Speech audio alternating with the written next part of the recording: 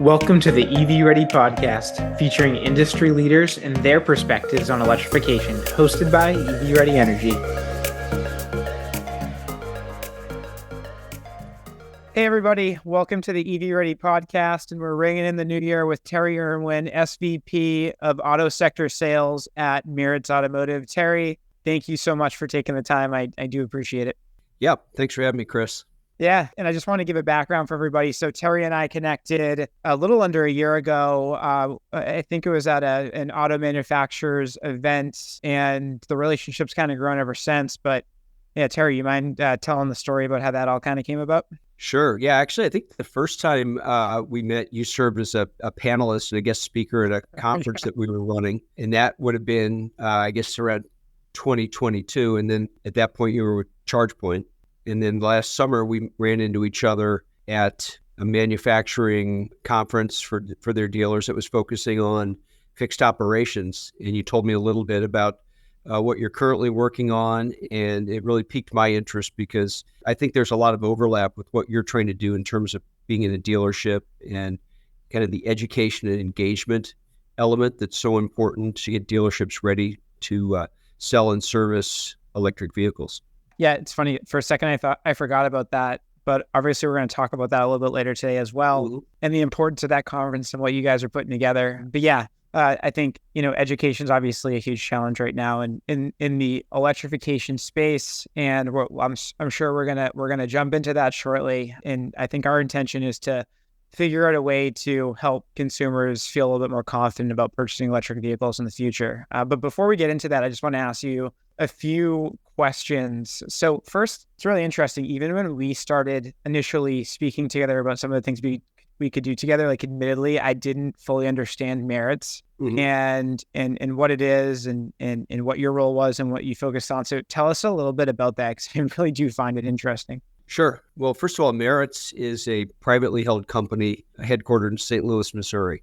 And we've been around for about 128 years. And I've been around for a lot of that, not all of it, but the last 30 years, I've been working for Meritz in a number of different roles. And we're broken into three different companies. So we've got Meritz Engagement Solutions, which focuses on things like loyalty marketing and incentives, recognition, award-based programs in verticals like hospitality, financial services, pharma, and a number of others. We've got Meritz, what was called Meritz Global Events, which is now Event Solutions, Business Event Solutions. And that's really our travel, meetings, events, and incentive business. And we do that across all of the verticals. And that would include things like incentive travel, group business meetings, big events, things that our clients put on. And those are largely for Fortune 500 companies. And then the third company is Meritz Automotive Solutions. So I'm the chief sales officer for the auto group. And what we really have built our business around, or modeled our business around, is becoming the industry's leading automotive retail performance agency. And what that means is we focus on our clients, who are the OEMs, and we put together programs that are specifically implemented at the dealer body level. And we have a number of different tools in our portfolio. So our solutions largely are made up of things like incentives and recognition. Training is a big part of our business, digital marketing, loyalty marketing. We work with our sister company on meetings, events, and incentives. And what we're trying to do primarily is drive positive behavior at the dealership. And, my 30-second pitch is we help our clients sell more vehicles, parts, and service. And we focus on the people who are on the front lines in those dealerships, making sure that they've got the tools that they need to be successful in their jobs, to drive things like SSI numbers and CSI numbers. And we help them attract, engage, and retain the very best employees. You told me a stat once. I just think it was really interesting. I think it was related to Meritz Travel, as to like how many hotels that you book compared to the second. What is that stat? Well, I'm not sure exactly what the stat is, but we have the largest hotel room bookings by a factor of probably 5. I mean, we are constantly, every day of the year, moving people around to big events, doing incentive travel with them. In the auto industry, it's really interesting because it's a great fit for how they traditionally go to work with their dealers. I mean, Obviously, they're bringing out new products all the time. We look at the product calendars and the launch calendars, and we are responsible for executing a lot of dealer meetings. So an example of that would be bringing in 2,000 to 3,000 dealers to a place like Las Vegas, where we would handle everything from all the hotel contracting, all the logistics, to the meeting event, the production, the entertainment, things like that, but primarily to get the dealers familiar with the business plans, the marketing, and the product launch sequence. Yeah, I remember when I went to the Future of Automotive Retail conference and you guys hosted that. I didn't realize exactly what you did yet. I didn't realize what was happening, what I was invited to. It was really well done. And to hear that, that's like a full-time thing isn't shocking. I know this is going to be outdated by the time this podcast is released, but I'm going to the Consumer Electronics Show next week. And I know you guys are hosting that one too. That's a pretty big one. Yeah, we'll have a big presence there as well. Well, let's focus on the automotive piece of Merit. So, it's really interesting when I've tried to high level explain when I talk to people about Merit. So I explain that you're an automotive performance retail company, and you gave your 30-second sales pitch. I'd love to hear a little bit more than the 30-second sales pitch, though. Like, for the people who don't know what CSI stands for, if you can give like a little bit more granular of what you're doing all day, what folks are on your team at your company, how you guys kind of go to market. Would love to hear that. Sure. Okay, I guess maybe to give it a little more detailed picture, first of all, CSI stands for Customer Satisfaction Index, and that's the surveys and the data that comes back when people have their vehicles serviced at a dealership. SSI, I mentioned also Sales Satisfaction Index. So, customer goes in, buys a new vehicle. How was your experience at the dealership? We're not in the research business anymore, but we're very much in the data insights business. So we really look at how dealerships are performing, how the OEMs, how the brands are trying to drive performance at the dealership, and we kind of sit in the middle. So we have a team that's deployed around the country. We've got automotive offices in Detroit, Los Angeles, Plano, outside of Dallas, and in Nashville. And we've got account teams there that are built largely of people who have both OEM and retail experience. So they've worked at a manufacturer, or they've worked at a dealership. So they really understand the dynamics of what happens when it's time for somebody to sell a car or service a car. And then I would say where we really try to focus is, if you back up, we help our clients sell more vehicles, parts, and service. We're putting together, various types of programs that really make sure that the people on the front line at the dealership understand objectives, have the tools to execute those objectives, and in many instances have some sort of a motivational factor. So that could include an incentive or recognition for the dealership. SSI and CSI are important because those are critical KPIs, benchmarks in the industry. And we just feel like the better equipped an employee is, the better they're going to do their job, the higher the performance levels are going to be. Everything in automotive gets measured. And also the more likely they are to be successful in their job, happy in their job, and remain in their job. It's an industry that's traditionally had a lot of turnover at retail. So we're focused on being the real powerful ally for the manufacturer, because we understand dealerships, how they work, and how they interact with their customers. What's the state of how your business interacts with dealerships as it relates to gas cars versus electric cars? Like, does any of it overlap? Completely separate? How do you think about it? Let me make sure I understand the question. What are the differences between selling electric cars and gas cars? Yeah, like how does your company work with dealerships? Do you work with dealerships differently depending on what types of cars they're selling? I guess, there are nuances for sure. At the end of the day, dealerships are all about selling new vehicles, right? They've got multiple revenue streams. They're selling new vehicles, leasing new vehicles, getting people to come back to do their servicing. They've got financing products. So, there's a lot of ways a dealership can be making money and be profitable, but we all know at the end of the day, they've got objectives to sell vehicles every single month. They get measured on a 30-day basis. So whether it's an ICE vehicle or an EV, there's still going to be a lot of motivation to move those things. Nobody wants any vehicle sitting on their lot for longer than they have to. What we've tried to do is get a real strong perspective on what it takes to be a successful EV dealership and what that means in terms of communicating with a customer, attracting the right customer, making sure that they're buying experience is a good one, and then making sure that they're really fully prepared for ownership, because we know that there are a lot of differences there, right? Every time I've ever bought a car, an ICE vehicle, you pull out of the dealership and you're kind of good to go at that point, right? You can take your car back for service if you want. There's a lot of other options in the aftermarket to service it, but as long as I can find a gas station, I'm in good shape. Now, when a consumer goes in and buys an EV for the first time, there are a lot of other things that they'll have to understand for the first time, including what kind of charging requirements are there, or can I put into my home? What's the grid look like? What's the usage of this vehicle going to look like for me? And ultimately, I think one of the most confusing things is, what's it actually going to cost me to run it? I think there's a big misperception there around, hey, I'll never have to buy gas again, so this car's really not going to cost me anything to run. And people don't understand electric consumption, demand consumption, and that's a real opportunity for us to help educate not just the dealerships, but also consumers. Yeah. And to your point, you mentioned it is about the consumers and helping them, but it's also about dealer profitability. It's about them understanding how the cloud ties to their vehicle now and how it ties to the utility. So training now, I think, is partially about the consumer experience, but would you agree that it's a little bit more than that too? It's training for business owners as well. Absolutely. Yeah. So we all know that there's been great advances in terms of the EV market and growth in market share. Obviously, it's much stronger in some parts of the country than others.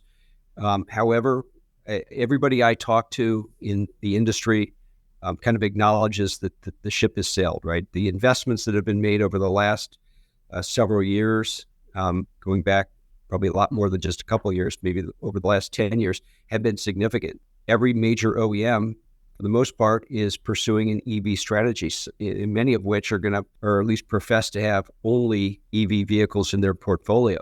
And there's some very aggressive benchmarks that are being set by the federal government in terms of what they want to see in terms of overall market share. So it's really critical that dealerships understand everything that goes into the EV ecosystem and how they treat not just their customers when they come in and are interested in an electric vehicle, but what are the steps that you have to go through with dealership personnel to make sure that they're properly trained on the sales aspect of that and the servicing aspect of that, and really like cost of ownership. I mean, there's a narrative there that they need to be able to be conversant with, and also there's a lot of unanswered questions because of all the complexities around things like rebates and where those rebates come from and what qualifies and what doesn't. None more than the IRA rebate of $7,500 per copy right now per vehicle sold. That does not apply to many cars right now. Isn't that crazy? How few is it? I think I heard a number. I don't know for sure. I heard it was like less than 10 cars qualify for. I think that's right. There was an article, I think it was in either last week's Automotive News or the current one, where they really break it down. And we're involved in, really trying to help our clients and their dealers understand where all that money comes from, what's available in terms of stacking incentives. Until recently, there haven't been a lot of cash incentives on EVs because up till, 6 or 9 months ago, the day's inventory was very low. People were ordering those or pre-ordering those vehicles, taking delivery. There wasn't a lot of inventory on lots. And now you're seeing that the day's supply is much longer. And I think you're starting to see cash incentives that are going to be applying, cash on the hood incentives that are being applied to EVs, much like they have been to ICE vehicles in the past. I heard a statistic recently. I think it was on Electrek that I read it from, I think it was September, relatively recently, where 50% of non-Tesla electric vehicle owners are considering going back to gas, or for their second car, getting a gas car due to the experience that they're having, which is wild to me. And I think we've all heard the reports about Ford not seeing the interest level that they were expecting when they were initially looking to aggressively electrify. Right. From your perspective, why do you think that is? Well, first of all, in terms of the manufacturing commitments, I think we've all seen things in the headlines about putting plans for new battery plants on hold and and kind of tapping the brakes on some investments. However, there's still a pretty aggressive new product release coming out over the next few years. So those vehicles have been designed and are being built and are going to be hitting those showroom floors. I think one of the big things that you touched on was really kind of the hurdle around owning the car and not knowing how convenient it's going to be. I mean, you can go to YouTube or watch the news almost any time, and you'll be able to find people who are posting their experiences of doing a road trip, or reporters are getting in cars and saying, I'm going to figure this out for myself. There was a great article in the Wall Street Journal in 2023 about a couple of women who tried to drive. I think they were either going from New Orleans to Chicago or vice versa. And the difficulty they had with plotting out their trip, getting to charging stations, finding how many of those charging stations were not functional. I've heard horror stories about people waiting forever to be able to go in and get a charge. So that to me is a big hurdle that consumers are going to have to get over. The whole grid piece, I think, is lagging the production and maybe some of the consumer acceptance side of it. There's a lot of things that you've got to plan for right now. None of us ever thought about, boy, I don't know if I'm going to buy this ICE vehicle because where am I going to find a gas station? It's a non-starter. What I'm really curious to see over the next, let's call it 10 years or so, is right now, like, how close can utilities understand auto manufacturers business, auto manufacturers understand utility business, and then how they can connect with the consumer. Right. I think there's a little bit of a gap there in an opportunity for improvement. And probably the other third party is probably government. It's the marriage of those three that are going to make things easier. And I think sometimes, to your point, like sometimes you just go to chargers and they don't work. And I think Biden came out with funding recently. I don't know exactly what the act was, but came out with funding for servicing and maintaining stations. That's going to be a huge part of the future to gain consumer confidence again, for sure. So I think that's part of it. But then, like we've spoken so much, it's also about education. Yeah. And just to kind of go back to your earlier point with what we call the EV ecosystem. So we have put together a transportation electrification board. You'll know about that because you're a recent addition to our board and a very valuable one. But we started this about almost 2 years ago. And what was apparent to us is that there's a lot of players now that connect to the consumer somehow when they buy an EV, right? Used to just be the dealer, pretty much. And now you touched on some of them. You've got things like utilities. You've got government programs, largely based on rebates that are available to lower the cost of sale or ownership. You've got infrastructure companies, and you've got technology companies that are really interacting sitting between an electric utility and the consumption of power in the vehicle. So the consumer is touched by those in a lot of different ways, right? They are. And I think the challenge right now is they don't know that they are being touched by them sometimes. They might get an increase. You might be a business owner and you get an increase in your electric bill and you think you have an energy efficiency problem. You might get an increase at your electric bill at home and don't realize that there's a certain rate that exists where you can get free electricity at nighttime or discount electricity at nighttime. I think once people realize the opportunities around electrification, they're going to be a lot more excited about it when they see some of the things that are happening. People don't know what they don't know, right? So they go out, they try something new. And if everything feels normal, you don't hear from them. If there's some type of a big problem, they get a loud microphone and they're shouting from the rooftops. I think that's one of the challenges right now. And I think the other big challenge that I don't really think anybody would disagree with this, I don't really think the auto manufacturers would either, is that there's an education challenge in dealerships right now. And it's really nobody's fault. I think it's just, 2008. If you had a flip phone, it was a little bit harder to sell a smartphone at the time. And obviously smartphones, they don't cost as much. Adoption was quicker. Everybody had one. Everyone learned how to use it. My 2-year-old can look at pictures now on my phone. Going electric isn't necessarily quite as intuitive. So a little bit more costly. The turnaround to get to your next car takes a little bit longer. But I think that's the big opportunity right now in this space. Infrastructure is a problem. Hopefully the cars can get better range. They can become more efficient. But at the end of the day, if you're going to a dealership to learn about your new car, and you don't feel confident in how it's being spoken about or how your new lifestyle is, you're probably not going to buy it. Right. Yeah, and I think another thing to get past is price. I've heard from a lot of people that, and dealers that I talk to on a regular basis, like our Transportation Electrification Board, we also have a dealer advisory board. And we've been working with a group of dealers for over 10 years. And we meet on a quarterly basis, and I bring these guys in from around the country, and it could range from somebody who has just a single point in one city to somebody who's part of a larger dealer group, represents multiple brands. It is not lost on me that selling EVs has been very difficult for them, just because of the way the numbers pencil, even with a lot of rebates. And when you get into leasing, it just becomes untenable for many people. You had probably the original wave of EV owners they were largely the early adopters, the technology buffs, people who wanted to be a part of that new technology on the road, to have that first EV. And so you went through that, and they've maybe come back into the market one or two times, and there's been a little bit of lift now because there's more to choose from. It's not just one particular brand or one or two particular brands.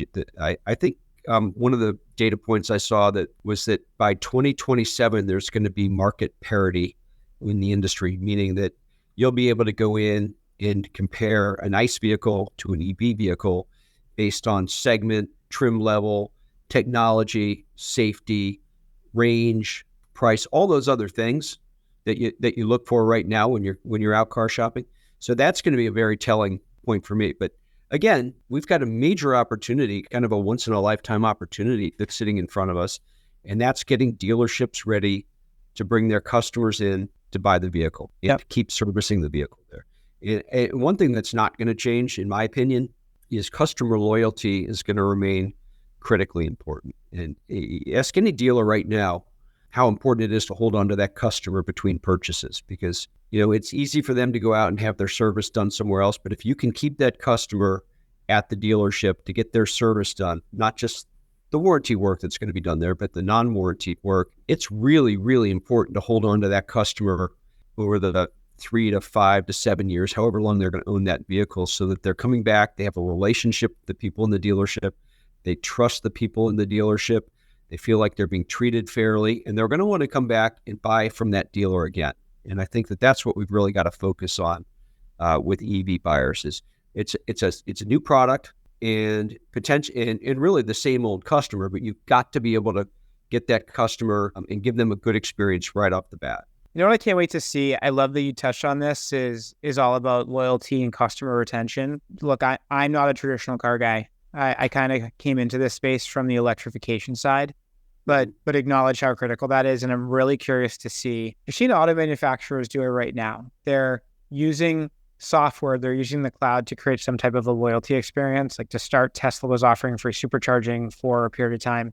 And at the end of every quarter, they still do that right now, offering some type of software discount. This past couple of weeks ago, I was getting blown up by Tesla, where they were asking if they wanted me to trade in my current Tesla, and they were willing to transfer my unlimited free supercharging to my new car if I were to purchase by the end of the month. And so there are other auto manufacturers that have the same opportunity to do something very similar. And car dealerships can do the same thing. And I'm really curious to see what the adoption of that is. And I'm sure it's something that you and I are going to be working on together to convey how potentially they can use these things for retention and loyalty. Next question for you, Terry. So look, one thing I think is so intriguing about you guys is related to the training that you're doing, but it's not just content focused. It also has a component of technology as well. And, you have a bunch of millennials like me with a 3-second attention span, but I think you're adjusting to these types of folks to provide a certain experience. You want to talk a little bit about what you guys are doing on the training side? Sure. Yeah. Training's always been a big, important part of our business, and we've been delivering training in the automotive space for decades. We still do in a number of different, channels or platforms. So the way we really look at training right now is who's the audience? What is it we're trying to get them to do? And what are the best methods for having them retain all of the training that they have and put it into practice and be able to measure it, and then show how taking training is improving the other metrics that they've got in their job description. So we still do a lot of in-dealership training. So on the non-technology side of the spectrum, we've got people going into stores on a daily basis, 12 months a year, and across multiple brands, focusing on a number of different objectives. It could be anything from customer loyalty to sales process to service work and customer sat-based initiatives. I feel like when we've got a facilitator or a coach in a dealership, they're working a business plan with the general manager or the dealer principal, and they're really focused on something that the manufacturers are trying to drive performance around. Now, technology plays a major role in the delivery of that. So we do a lot of web-based training. We do a lot of micro-learning that's delivered by Cell.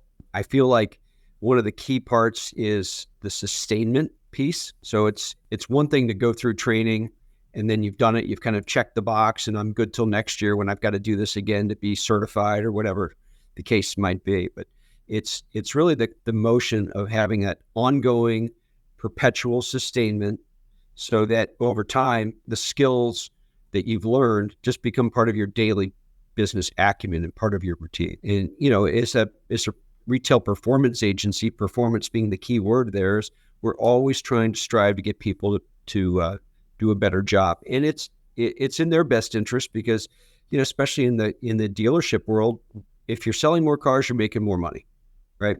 Yeah. I find this so interesting. Like it must be so difficult to track performance from before you came to after you came. Like, what's your strategy on trying to show the dealership, like, hey, we're making a difference here, and this is how to quantify it? Mm-hmm. Well, I mean, one thing is control groups. The other thing is you take a look at people who have taken the training, done well in the training, consistently do the follow-up and look at the scores that are associated with them. So if you're on the sales floor, you'll likely have an SSI score. If you're in fixed operations, if you're in parts and service, that CSI score is going to reflect on, the service personnel that are back there. I really think that the end-to-end delivery system, which is giving somebody, first of all, making sure they understand what you want them to do, get them to understand why it's important for them to excel in that, give them the tools to be performing at a higher level, and then give them something to strive for. And whether that's a recognition program or an incentive, those are traditional tools in automotive that have worked really well. And you've got to be able to appeal to your audience and make sure that they stay motivated and they stay focused. It's also easy to go in and look at a dealer, salesperson, or somebody in service who's underperforming and go in and have an intervention in terms of giving them additional help or getting them the additional coaching and focusing on, what they might be deficient in and just keeping them motivated and giving them the right tools. Was that the genesis of the Future of Automotive Retail Conference? Was it to educate, the industry on the leadership of Meritz Automotive and helping keep dealerships in the forefront and educating them? Well, it was a couple things. So the first time we did it was in 2016. And we knew that there were a bunch of disruptive factors in the industry. So EV was coming. It's certainly not where it is now, right? But we knew that was going to be a big disruptor. Autonomous driving was, the hot rage there for a little while. We've seen that hasn't really gone anywhere. Ride sharing, where somebody has fractional ownership of a vehicle. Nobody's ever going to buy a car anymore. All you're going to do is you're going to have a subscription, and on the weekends you can go get an SUV, and on the weekdays you can drive a sports car or whatever, and we'll bring it to your driveway. And well, that hasn't worked either, right? People want to own their vehicles in this country. And we looked at other things that were disruptive, like digital retailing and lead generation and how the digital market was changing the way dealerships operated. So that was 2016. The focus was like, wow, all this stuff is happening. How do you get your arms around it? What's going to be the most important? Where do you need to make your investments?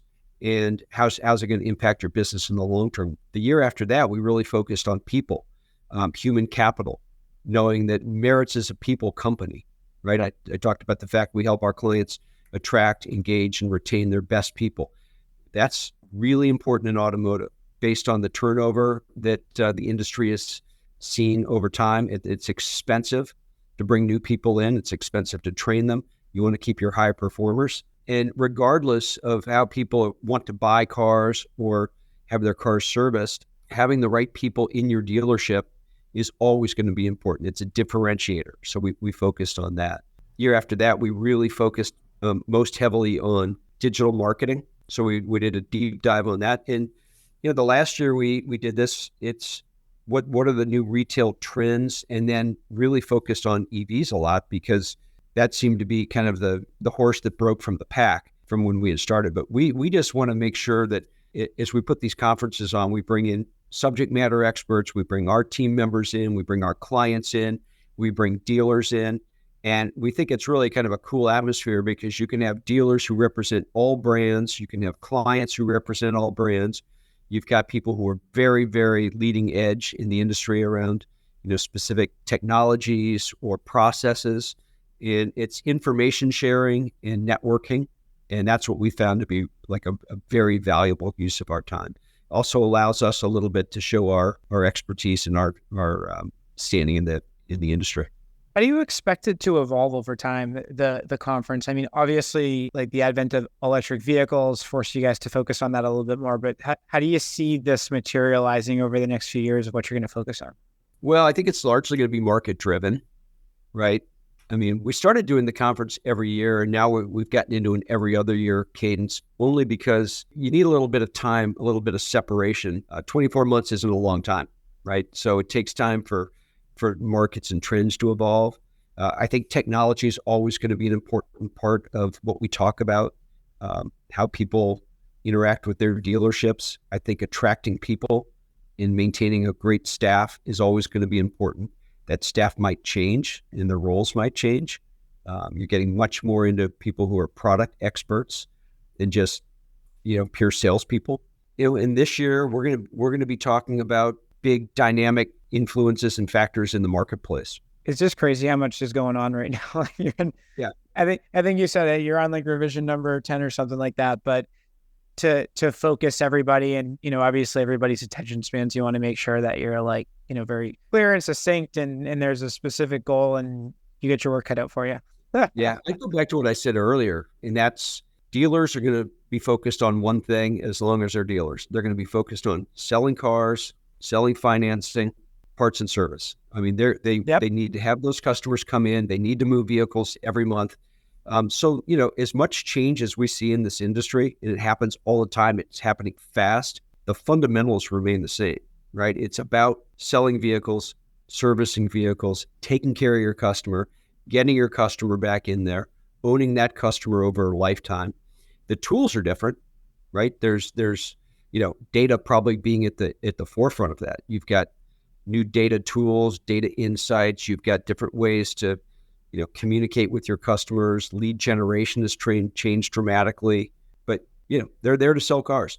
Well, I'll ask you these last two questions here. So we named our company EV Ready because we feel like there's a gap in the industry or in the world right now that needs to be aligned between energy and automotive and other things that are electrifying. And what you guys are focusing on, such a critical factor, I think. It's going to sell more cars. Dealerships are going to sell more cars when they're working with Merit, if they build a plan together to get consumers confident in purchasing that electric car. But talk a little bit about getting EV ready with Merits. Yeah, I guess I would say maybe our common thread is with EV Ready, we're retail ready, right? So we want our dealerships to be ready to perform at the highest level. And I think, when you and I started talking about what EV Ready is doing and what the mission is there, a lot of it is really focused around education and engaging the dealers, because this is a new model for them. Having to put in infrastructure to support the vehicles that are on their lots, support that inventory, support the service side of it. There are requirements and there's compliance issues that the OEMs have with their dealerships in terms of what they need to have physically installed into their dealerships. That's the expertise that you guys bring. I thought it was interesting because your expertise is certainly not ours, nor do we want it to be. I mean, you guys have a very strong feel for that part of the business. But once all of that is in, once all the infrastructure is in, and they've made those big, huge capital investments, I think it really is incumbent on a company like ours to make sure that the people in the dealership understand how to talk about EV ownership and the training that goes along with that. So that's kind of where I see the overlap. Yeah, I kind of think about it like if you're looking at the balance sheet, you're more on the revenue side. How do you sell more cars? And we're more on the expense side. How do you do it the right way? My last question for you is this. Every time I talk to your team, I realize how well-rounded you are. Initially, our conversations have always stemmed around these specific things related to electrification, but I realize that you do so much more. And so if you had a loudspeaker for Merits to explain, high level, what are some of the other key initiatives that you guys can manage or focus on for companies? What is it that people don't know about Merits? Well, like you said, we're into a lot of things. I'll always go back to saying we know who we are, we know who our clients are, we know what we do for them, right? So helping them sell more vehicles, parts, and service is our mission. That's what we strive to do every single day. We strive to help them create great experiences for their customers, but we're also doing it in channels that I would call somewhat non-traditional. So we launched a very important program on the EV side of the business in 2020 called the Clean Fuel Rewards Program in the state of California. And that's a rebate program that we launched out there. Maybe I'd just take a second and talk to you a little bit about that, because that would be an area where people really wouldn't realize that we have a footprint, but in fact, we're running the largest rebate program in the country for the state of California. So this is something we launched in conjunction with the California Air Resources Board and utilities in the state of California. And it's really to get people to understand the benefits of owning an electric vehicle, where to buy those vehicles. And there was a rebate involved in this program when we launched it in October of 2020.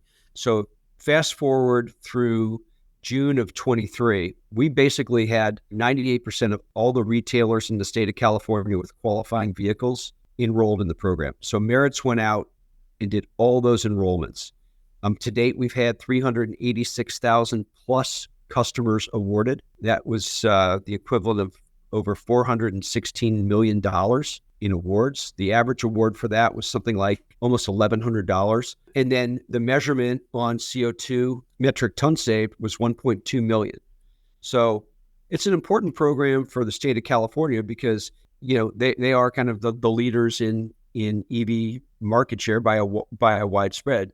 But this was helping people in underserved communities, low-income communities, or disadvantaged communities also take part in a rebate that would make the vehicles more affordable. Those vehicles were largely BEV or battery electric vehicles.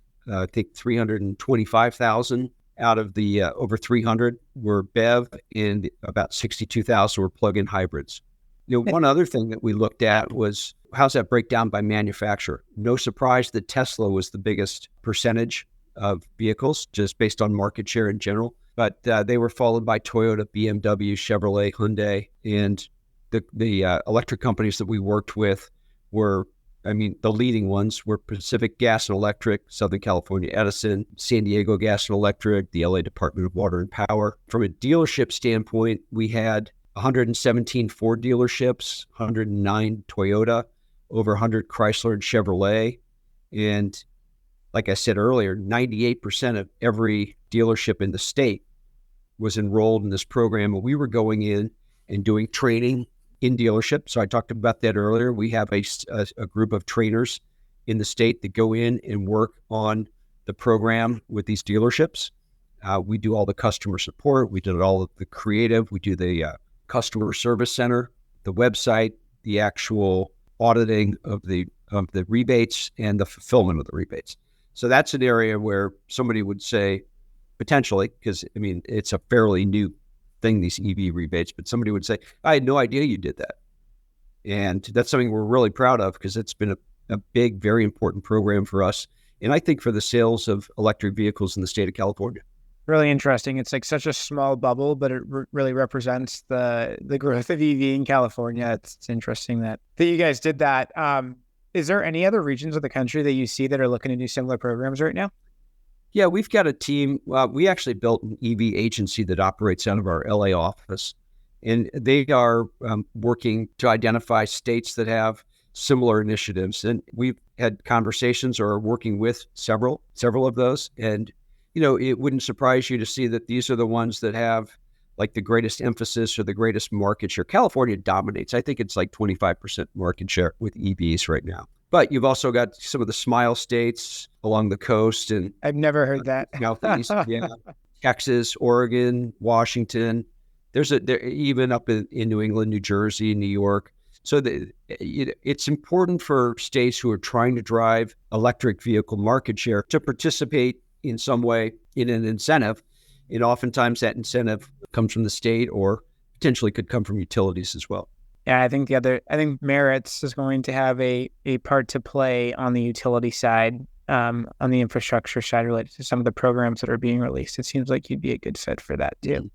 Yeah, I think so. I mean, we're in the car business, and now the utilities and the infrastructure companies are in the car business, whether they realize it or not. So we can kind of act as the conduit to facilitate that, much the way we sit between the manufacturers and the dealerships right now. We understand the business and we understand the consumer. So I think there's a lot from a communications and education standpoint where we could add some value. Lots to be done. We're just scratching the surface, right? Yeah, I think that's one of the challenges for me and in where I kind of go crazy thinking about the industry right now is there's just so much opportunity out there. I think, and I don't know the exact number, so I don't want to quote it, but you hear about the amounts it's going to take to electrify and for the utilities to move towards more sustainable energy sources is in the trillions. And there's just so much opportunity out there. It's just kind of like, how do you figure out where to focus? Yeah.